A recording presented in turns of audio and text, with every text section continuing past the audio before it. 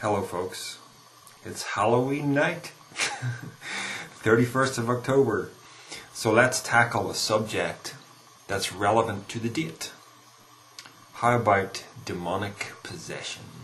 Okay, I know a thing or two about demonic possession. Some people have said I am possessed, and you know, in a manner of speaking, that's true. But we'll come to that in a moment.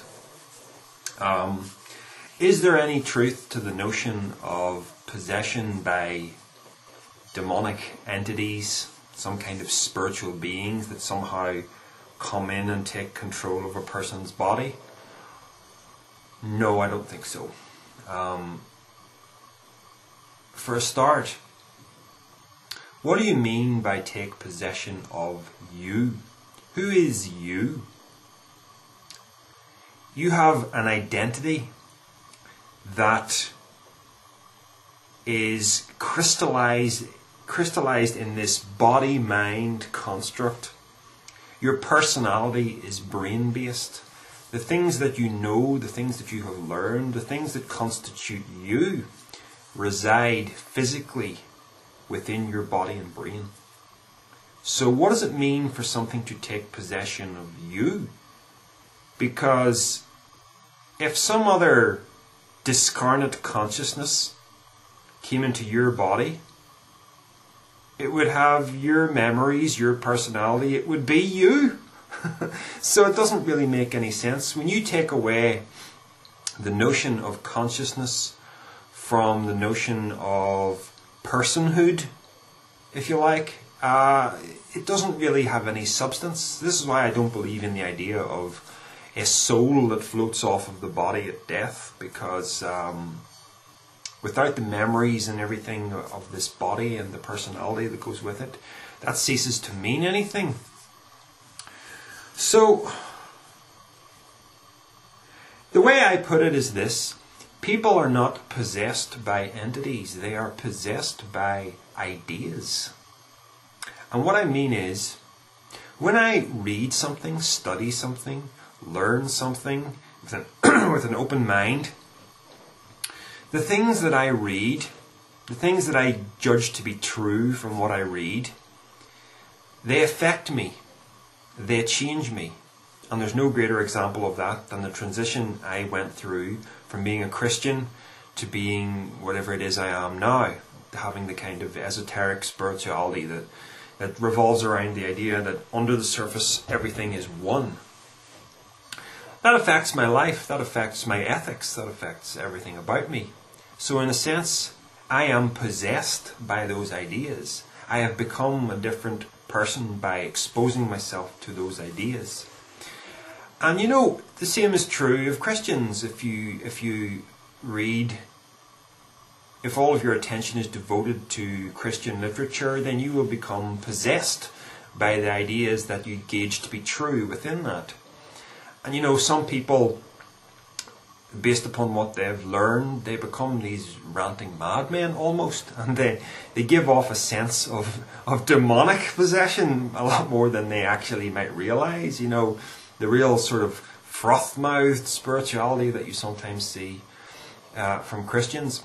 Of course, not always. You know, I mean, there is a much more balanced and healthy side to Christianity than that as well. Just illustrating that, you know, whatever you learn takes possession of you. As for the idea of you being possessed or influenced by a demon or by Satan, that doesn't really make sense, and I'm sort of in touch with what's really going on psychologically underneath the trappings of that idea. And the example that I would use is you know, when I was a Christian, when I was tempted by sin, I used to wonder, when is it actually Satan or a demon, and when is it just me and my own carnal nature? I could never seem to tell the difference, because according to Christianity, I was born with a sinful nature, which had a natural propensity to sin. So your carnal appetites take the sexual appetites, for instance, they can be understood purely as carnality, as the body and the mind's natural carnality, the same as the way it is in the animal kingdom. You don't need to bring Satan into the picture, and yet there are some Christians who would see Satan at the heart of every erotic fantasy they have, but there's really no need to do that. It's perfectly explainable without that.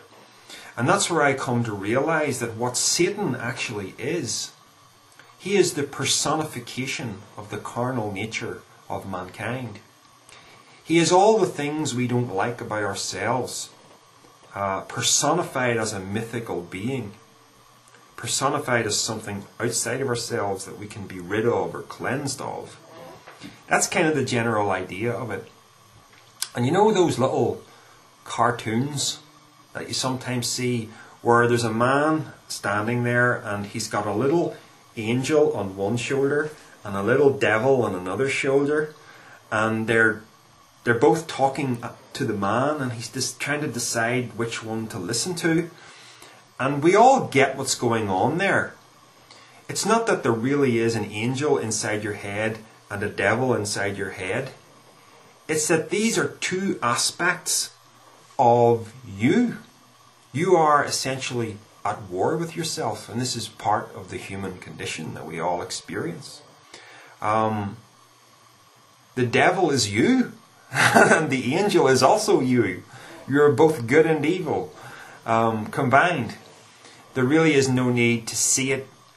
You know, it's funny in that we can watch a cartoon and we can get what's really going on there, but then somehow when we forget about the cartoon and we bring this into real life, we start to go, oh no, demons, they really are real. There are demons and they influence your mind.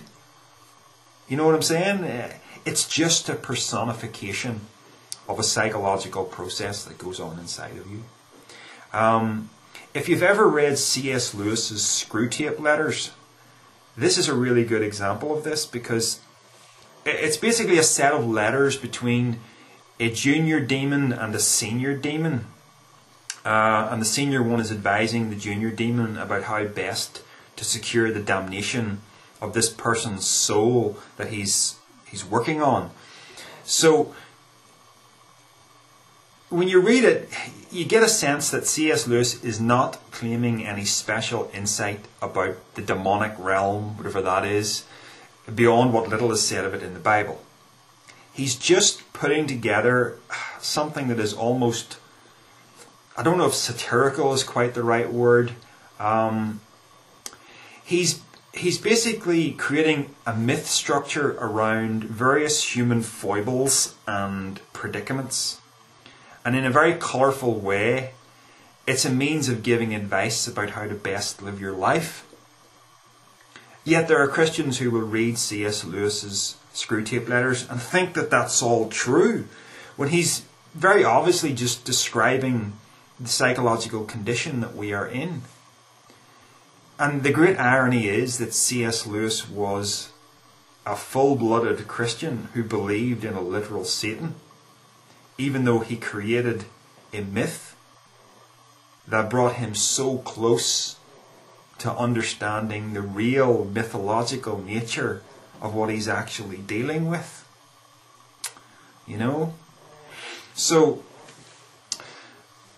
that's the devil. He's just really a part of your mind. He's not a being in his own right. He's just an aspect of human nature personified. So there's nothing to be possessed by except yourself, really, and the ideas that you expose yourself to. I have read a couple of books that have dealt with possession. Practical Psychic Self-Defense by Robert Bruce, but I can't put a lot of stock in that book. Another one was An Exorcist Tells His Story by Gabriel Amorth, who is a Catholic priest working for the Vatican. He's one of their exorcists, apparently. So he's got all these stories to tell about experiences that he's had exorcising people and dealing with things like cursed objects, whatever those are. The one story that I remember from the book is that there was a possessed woman who coughed up razor blades. I'm thinking, razor blades? That's a very specific object that can only really be manufactured in a factory by human ingenuity, and yet she's coughing up this man-made object, razor blades.